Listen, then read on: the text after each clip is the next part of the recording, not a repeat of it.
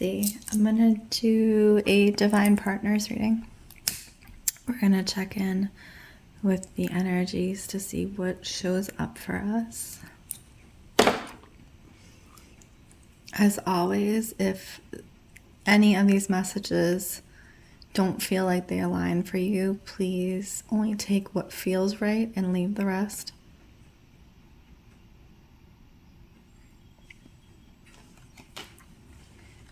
I'm going to do a blessing of the cards and a clearing of the space.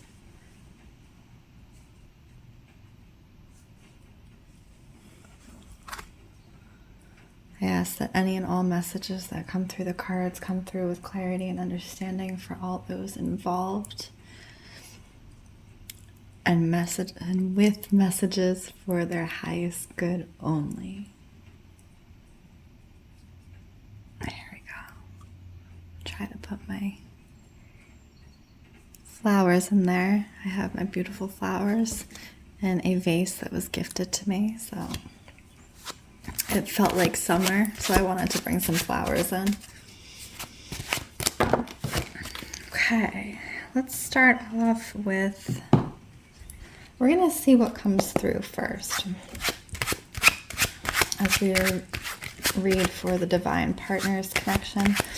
Just know that the Divine Feminine or Divine Masculine, it doesn't necessarily apply to gender. It's whatever aspect you are most currently feeling into, and then the opposite would be your partner or your potential romantic partner's energy.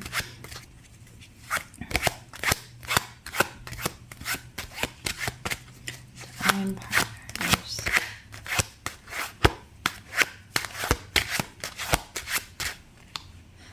I am also going to be channeling a little bit. Getting blood. Okay, let's see.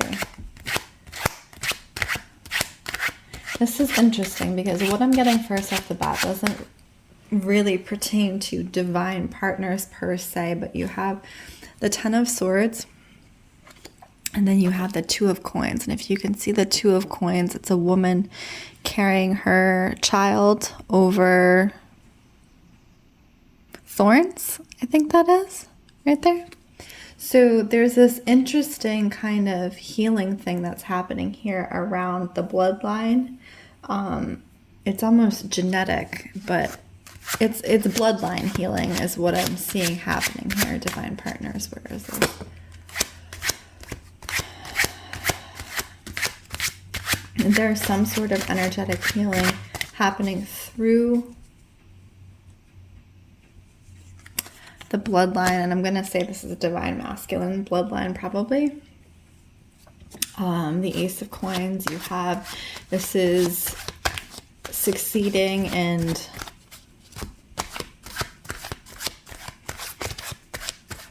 grasping what you seek. But it's particularly around the bloodline, so I'm not entirely sure what that means.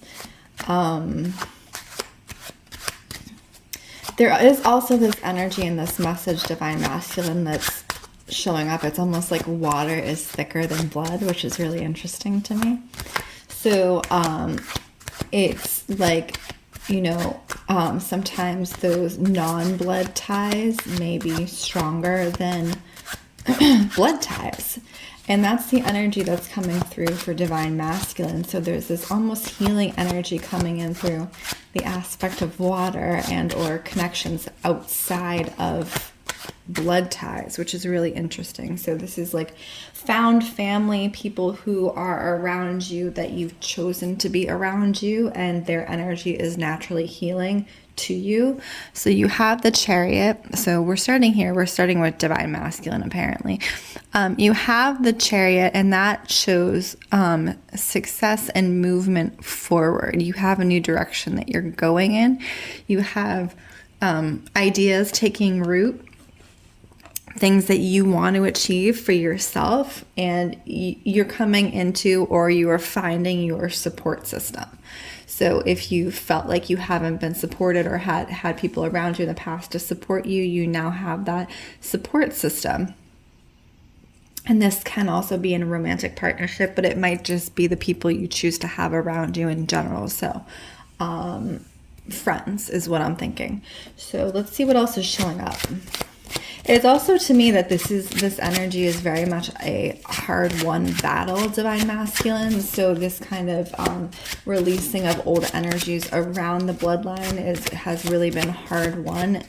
And so what I'm getting is almost also releasing the emotional ties, because, right, it's not just whatever the energy is, it's the emotional ties to that energy.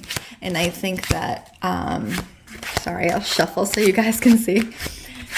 I think that there is this very deep cleansing and clearing happening. So I do feel like there are a lot of heavy emotions coming up at this time, Divine Masculine, very deep, deep-seated emotions, almost in the cells, right? We're talking about the blood, but definitely in the cells. And I think, you know, acknowledging those emotions as they're being released and not just pushing them to the side is very important right now, Divine Masculine, because I do think that part of that healing is the slowing down and acknowledgement of those emotions that have sat within the blood for a long time. Okay. There's something else here. There's something,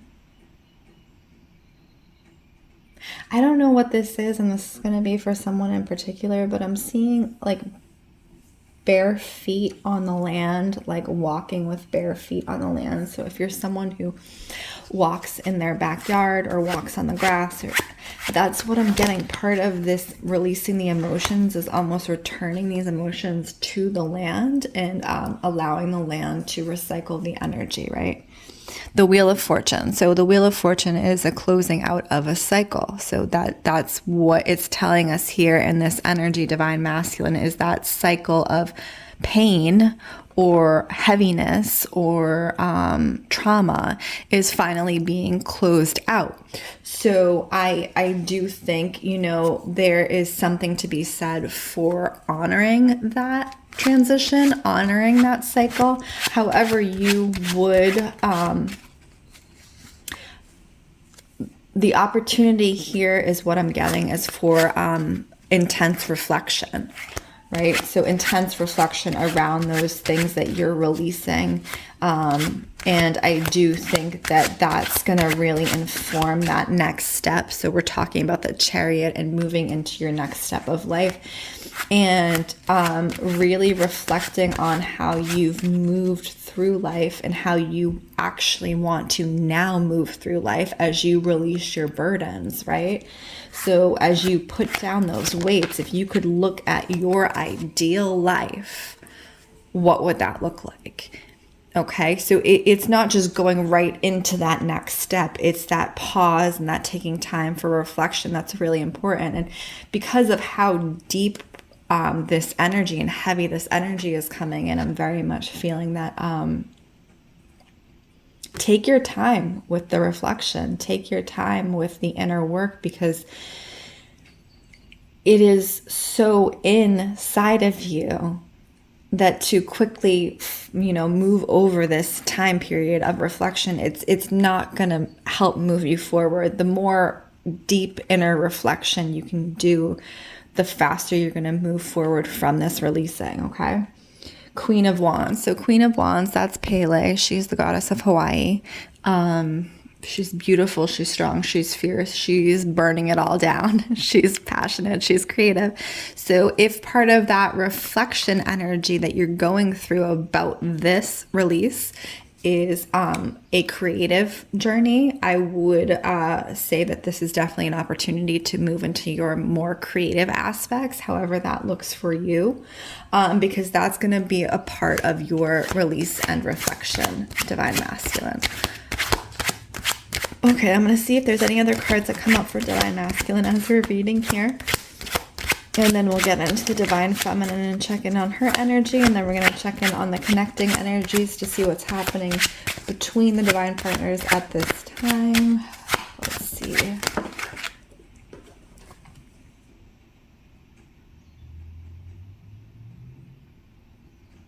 Okay, so I do get that this is divine feminine coming through. So we have the divine masculine reading. Reflect and release is the energy for divine masculine at this time. We have the Four of Coins for divine feminine. So I very much think the divine feminine is, it's that holding on to the physical energy, particularly around money, around wealth, around abundance. And there is this kind of fear to it. So if you look at her face, the vulture is kind of hovering over her. And there's this kind of fear construct, and she's within it, specifically around her money. So divine feminine, I think for you at this time, I don't necessarily think, you're moving through this quickly. It does feel like something that you have to work through. It's the fear around money. So the fear around money, that is invoking the masculine aspect within the divine feminine. It is healing that masculine within the divine feminine, because money, home, abundance, stability, these are all masculine aspects, because they are all physical containers. And so for the divine feminine to invoke that within herself, I do think that it's this learning around money and money management right now, divine feminine, that's really, really important for you. Let's see what else is coming through. And the fear around money. So what I think would be an opportunity for the divine feminine in particular is to change the relationship with money. And how do you change the relationship with money, right? So I have a friend, and she has done very well for herself, and but she used to have a very intense fear around money and abundance. And her advice to me was, anytime that I myself have fear around money or abundance, is writing a love letter to money. Writing a love letter to money, like money is your lover, right? So I think that this is the type of initiative, the type of cathartic journaling, that can be done at this time, divine feminine. Write that love letter to money. Like, write it like it's your most divine lover, and it's there to support you, and it's there to bringing your dreams to you, and it's there to keep you safe, and really break down the barriers around that fear, right? So it's transitioning the dialogue from a fear-based dialogue to a love dialogue.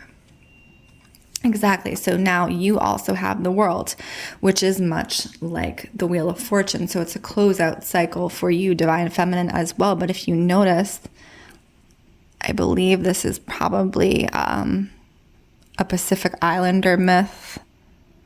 I would say New Zealand. And I will try to say the indigenous name of it, but I'm not very good at pronouncing, but I think it's Aotearoa. So I think this is an indigenous myth of Aotearoa, and if I'm pronouncing that wrong, I'm so sorry, I'm trying. But you see how we were talking about money and abundance, divine feminine, as a lover. Look at this. So they are lovers. They're dancing so closely, and he's holding her, and she doesn't have a care in the world because she knows that he is holding her. And look at, both her feet are almost off the ground. She's floating, but his feet are perfectly steady. So he is quite legitimately holding her.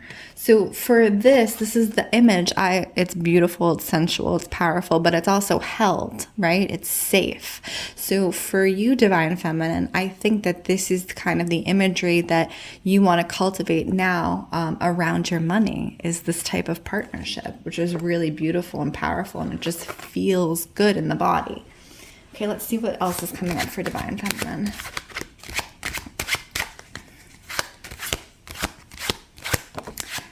And also, the other thing that I'm getting around money for you, divine feminine, is not to lust after it, right? So you want to welcome the money to you. You want to welcome it, but you don't want to lust after it, because lusting is chasing energy, right? It's that quick spark. It's not building anything solid. So for money to be this divine masculine for you, where he has both of his feet on the ground holding you, will you move to your creative desires? It can't be a lustful energy. You need that solid, empowered love energy, right? And I think, so releasing that need to chase money, right? So chasing is different than looking for opportunities. Looking for opportunities and putting your name out there and offering to people, talking to people, opening up a dialogue, saying, hey, I am looking for jobs, I'm looking for work, whatever. That's not chasing energy. That is you standing in your masculine and working towards opening up a hand and saying, I am here, I am ready, universe, come be my lover, come be my money lover, right? So chasing is when you get that background energy that I need to do this right now because I'm not going to be able to pay rent and da da da da. It's the faith and the open hand. And that's what establishes a strong, loving bond between you and money, right? Because when you have the faith and you have the open hand and you do make your connections in good faith, then the universe is going to come in for you like this. And also, don't throw away opportunities that may at first seem like they're not for you or it's something different as far as money goes and work goes, Divine Feminine, because I think there are things that are going to come your way that may seem a little bit out of your normal context that may actually be the perfect fit for you. So keep your eyes and ears open, right? Okay, so Divine Feminine. Yeah, so Divine Feminine, we were talking about reaching out to those around you. I do think, friendships particularly are important for you right now because your friends are going to know what you like, and they're also going to be able to talk you up to people in a work environment. So reach out to your friends, all of them. Just be like, hey, I'm looking for a job. Do you know anybody? Do you know extra work? Whatever. Because these are the people that already know and love you, and they know what type of work you would be looking for, right? So you can then fill your cups, and that will have you full emotionally, Divine Feminine. So you're emotionally fulfilled. And then also the Divine Masculine. It's interesting because the Divine Masculine is working, on a physical level as well, right? So the Divine Masculine is working more on, well, it is emotional fulfillment, but it's emotional and physical fulfillment. The Divine Masculine is working on healing his bloodline and releasing. And the Divine Feminine on the physical level is working on healing her relationship to money. But that's also tied to the emotion of fear, right? So it's this interesting tandem, side by side kind of that's happening here. Let's look at the connection between Divine Feminine and Divine Masculine. Let's see what's coming up between the partners at this time.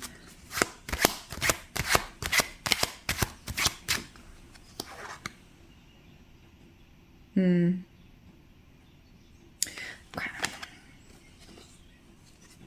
I'm hearing tending home, which is really interesting. So in both ways, the Divine Masculine tending his home around his bloodline and the Divine Feminine tending her home around her money. I feel like as partners, if you are in partnership, you're both tending the home in your own way, emotionally and physically. And I think that walking side by side with each other in partnership. So you have the Four of Cups. It's emotionally building. It's taking your time. It's learning how to emotionally fulfill yourself. But when we're talking about connection, it's learning how to emotionally fulfill yourself to fulfill others, right? So it's that energy around knowing how to emotionally fill yourself in order to have the capacity to meet others. So it's building blocks, each building on their own, together and or separately. And then you have the Magician. So the Magician came in upside down, divine partners, upside down. So the Magician has this interesting energy that is almost a sorcerer energy, especially when he comes in upside down. It's like, I want to say Loki. So if you know anything about the god Loki, he's the trickster god, right? But I almost in some ways feel like he is the trickster god with a good heart. So he does trick others, and that's what he enjoys doing. But I think under it is this desire to be loved, this desire to be seen, right? So you have these two partners doing whatever they're doing alone or together. But then you have the Magician energy, which is the sorcerer, the desire to be seen, to be loved, to be known. It's like throwing a wrench in the connection. That's what it is. It's this like, because sometimes in desiring to be seen, we want to be seen as our best selves, right? We want to be seen as the ideal version of ourselves. And this is particularly in romantic partnership. But the ideal version of ourselves is not always reality. So when a partner or when partners are trying to show up as that image of themselves, even if they're working towards it, it still very much comes off as a mask. Because you're showing that part of yourself in many ways to hide the vulnerability. You are magicking up a mask.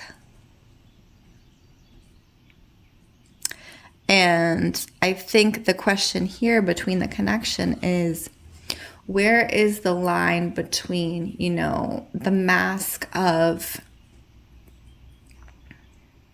protecting yourself and your vulnerabilities and moving in an empowered way?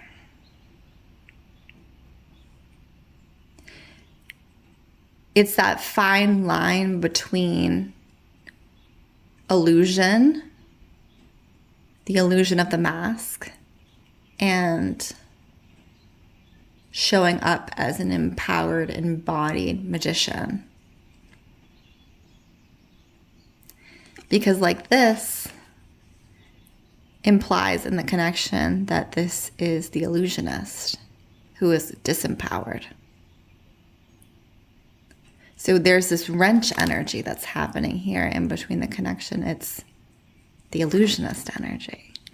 So as we're having this kind of connective energy, the real question is around, making sure that either partner is not showing up in illusion as much as possible. We're all humans. We're all working at it one way or another, and we do what we can.